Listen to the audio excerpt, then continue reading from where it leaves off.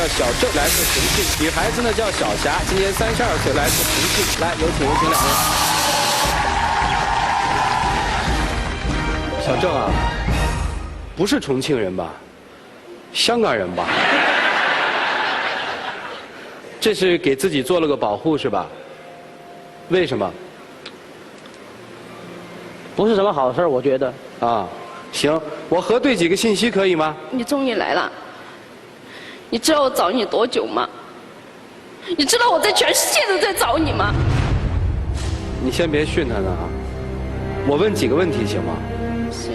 你跟我说，你是在他的父母床前尽孝，直到把二老送走，我记得对吗？记得是没错，我当时只是想逼他出来。你父母现在健在吗？健在。那你干嘛跟我们说你把2位老人送走了，他跑了呢？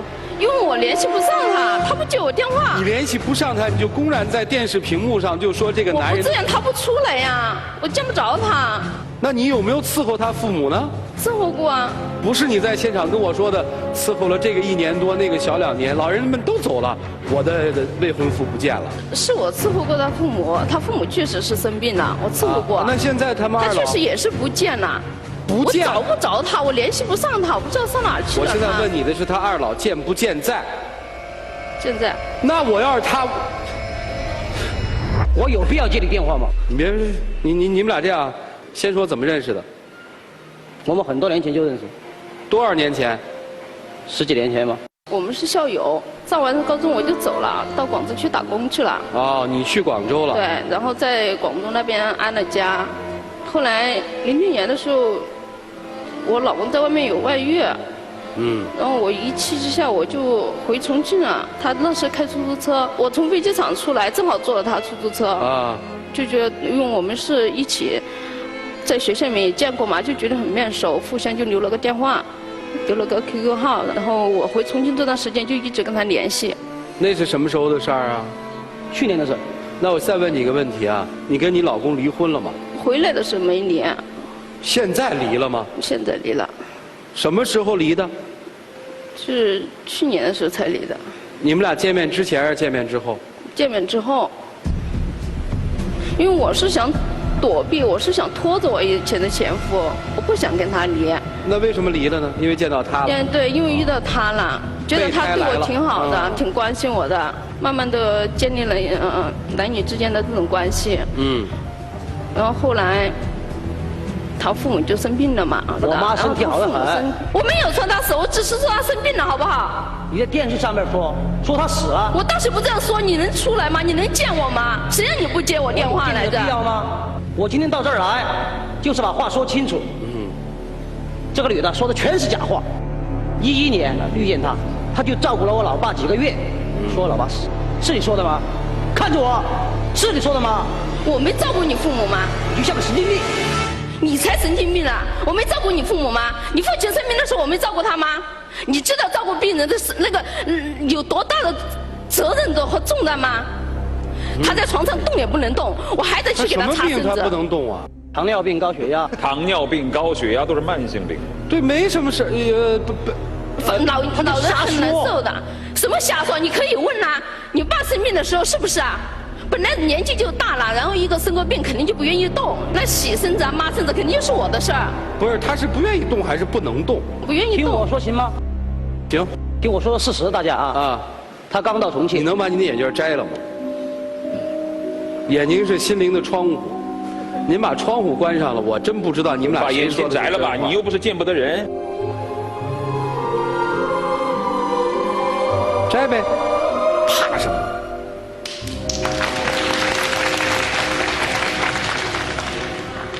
啊，行，哎，这好好说话多好。我先把他那版事实听完，再问你啊。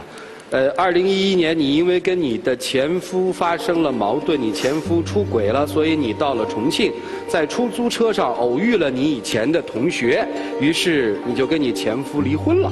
按照你的描述，他的父亲有高血压和糖尿病，于是你对他父亲进行了照顾，是这意思吧？对。那他什么时候离开你的呢？上个月。走了。联系不上他了。正好我们活动，你就去了。说他全家差不多都那个了哈。行，因为我然后实在是没办法，我想不出别的办法了。也就是说，在这个期间，你们俩一直是同居的是吧？嗯，对。你们算是恋人关系？没有，对，恋人关系。好朋友。什么好朋友啊？我们俩都住在一起了，还好朋友？你这人怎么这样啊？一个房子2间屋，各住各的，住在一起。你少来你编吧你啊！谁在编？就你在编。行，一个房子2间屋啊，这个还不好证明。反正你父母都很健康，这是可以证明的，是吧？现在好多了啊，在恢复中。就是健在。现在。你们就是普通朋友是吧？普通朋友。那我现在问你几个问题吧。你现在有女朋友吗？没有。你为什么离开她呢？你为什么不接她的电话呢？你为什么玩消失呢？性格不合。不是，你又没跟她谈朋友，你管她性格合不合呢？我本来是想跟她好好处一下。处过吗？本来有这个打算啊，但是我无意中听她打电话，知道她还没有离婚，就没这意思。什么叫无意中听见我打电话呀？我明明认识你的时候，在出租上跟你见面的时候，我就在跟你谈我的感情问题，就是因为在谈我的感情问题，所以我们2个才能聊到一块儿。怎么能成？现在不是你现在离婚没离婚呢？离了。你会不会撒谎？怎么现在成了我？你会不会撒谎？你第一次见我在出租车上给我讲感情问题。废话。你跟我多熟啊？你跟我很熟吗你？你问了我为什么到这里？我跟你说了，我是因为在感情上出了问题，我老公出轨了，所以我才回到重庆。我神经病！你怎么能这样啊你？你怎么？我无缘无故问你感情问题了吗你？我们以前不是很熟啊。我们以前不是很熟。就是同学。不，一个学校的，我比他大2级，应该这样说。那他这10几年回来还能见到你，你们俩也算是有缘分呢。他当时回来，出租车上跟我说要出去垫房子啊什么的都很困难。正好我父亲发病了，我又没有时间照顾我的父亲，对不对？我就说你干脆到我家里去，房子不用租了，就帮我照顾一下我的父亲。每个月我父亲的药费、那个生活费，我准时打给他，全让他安排。等于你是请他去你们家做保姆了？那你给人保姆的工资吗？我1个月给他3000块钱。你给的那钱是你给你父亲治病的，还有你父亲母亲的生活费，那你们包括我的钱吗？我只是跟着我住在一起。你给过我钱吗你？我们那钱虽然很少，但是还够，说实话。不是你给没给吧？3000块钱给没给？3000块钱给了。那是给的是他父母的，我是给我的。多吗？他们用得了这么多吗？为什么用不了这么多？都说你父亲生病了，住院了，我每天跑上跑下到医院去拿药，去给他看病，那不是钱呐，那不要钱呐。父母要吃吧，你父母要吃吧，要穿吧，要喝吧，那不是钱呐。然后呢？然后他就每天给我打电话发牢骚，无缘无故的问我，一会儿你在什么地方啊？和什么人在一起啊？干嘛呀？你管我这些干嘛？烦不烦这个？你又不是我女朋友，管我干嘛？啊？你又开始无理取闹。要不就是抱怨我父亲什么态度不好啊，脾气不好。那病人脾气能好吗？你生病的时候体谅我呀！你怎么能这样？你就不能体谅我吗？我照顾你父亲这么久，我给你发牢骚不可以啊？可以。你是我男朋友，我发牢骚不行吗？别，我们不是什么男女关系啊！别乱说。你胡扯吧，你就啊！我告诉你，你就扯吧，你就编吧你。按您的说法，他就是一个老同学，你把他雇佣到了家里，是吧？对。好吧。你是认为你们俩发生了关系，是吧？什么叫我是这么认为呀？因为这是事实。因为他不承认嘛。你说你们俩发生了关系，行了吧？好厉害！他现在跟我说，就是把我当保姆一样请到。那我请问你，保姆有这样子当的吗？不是，你今天来的目的是什么呀？让他跟我个说法，他为什么不理我？为什么不见我？他没跟我说清楚，就不见了，人间蒸发一样，就完全就消失了。你说你不愿意服侍我的父亲，我就把我表姐叫来，对不对？直到现在都是我表姐在照顾我的父亲，你就该干嘛干嘛去。说实话，我也不亏欠你。每个月我给了工资了，对不对？你们俩到底是什么关系？恋人关系？不是。是。是还是不是？不是。朋友关系。有这样的朋友吗？啊，朋友免费到你们家去照顾你父母，很正常啊，好朋友之间帮帮忙很正你问常啊。问在座嘉宾，谁愿意呀？谁愿意免费跑到你家里去啊？我们不就是一同校的校友吗？我们凭什么跑到你家里去？给钱呢你给什么钱呢？给谁钱呢？你给我吗？我让你在我家里住啊，我用在哪里了？我用你在外面谁身上了建房子不是700-800吗我？把钱用谁身上了？我用在我身上吗？我买吃的买穿的了吗？每个月你自己父母的生活费和医药费都不够，你真的好意思说你？好好好，你还有脸没脸呢你？你照顾了父亲，我很感谢你，行吗？一句感谢就行了是吧？把我当什么？你以后有什么困难，你可以找我。别以后就现在吧，先把钱结了吧。那个，你们重庆保姆1个月多少钱呀？伺候老人的？如果说男方给的这3000块钱是给他的让照顾父母的话，这是差不多可能就这个价钱。但是如果说又要让照顾父母，又要让腾出来的钱给女方工资的话，那是完全不就是说不行的照顾老人的保姆，现在重庆是1个月3000是吗？3000多吧，而且是看1个老人还是2个老人？2个老人是多少钱？4、5千吧，需要。好，我们先听着啊，我先把一些基本事实得捋清楚，要不然这事儿很难解。您照顾了几个月呀？我照顾了将近1年。1年12个月，6万。你给他6万块钱吧。我每个月给了他3000。不，你我又不是到他们家当保姆的，谁要他保姆钱呢？啊，对。你要什么说法？我们2个是谈恋爱的关系，我到你们家，你说走就走，你都给我一个交代吧。你为什么走？为什么不理我？为什么离开？你瞒着我说你没有离婚。我没有瞒着你，就是因为这个事儿，你还在网上跟我查了律师，你说咨询一下律师，这怎么回事？怎么分财产？你不记得了吗？你装傻吧你？他还参与到你的离婚里头了。因为我当时不知道该怎么办，所以我才回重庆。我想换一个思路。他给我你研究了，给我上网说查了的。朋友之间你还不承认互相提点主意。那你承认了没有？你有没有说？你知不知道是我跟你说的，还是你说的在电话里面听见的？就是电话里听见以后你才这么说的。你再编。你给人一说法吧，你们到底是朋友还是男女朋友？本来是可以发展成男女朋友哦，但是因为他没有离婚，我觉得没有那个必要，因为我也没有结过婚。而且他这种性格我肯定受不了。现在越来越像一个侦探节目，所以证据显得很重要。来，你先让我看一下他的离婚证是吧？哎呦，还真是。离婚证上面写的是2012年的1月31号，确实离异了啊。你是什么时候走的？是他离婚之后你就走了？是之后的。对啊，你这个就不合逻辑了，兄弟。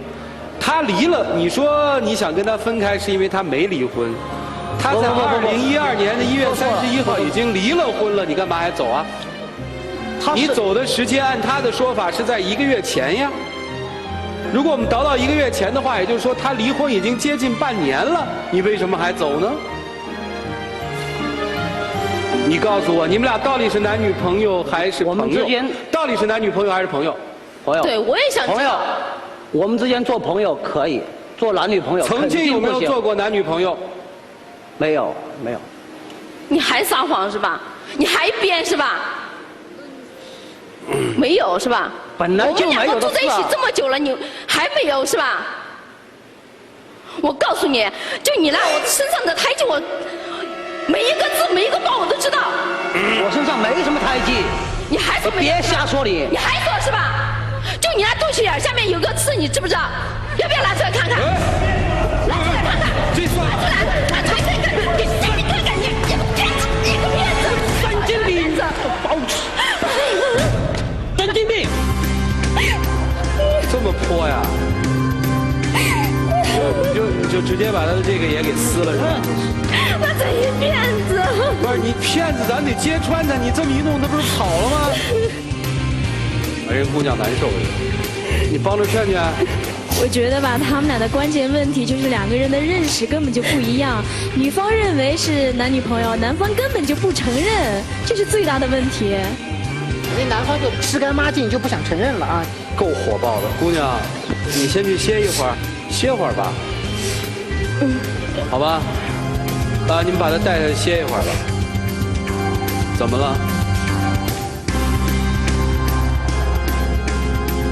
啊，我知道了。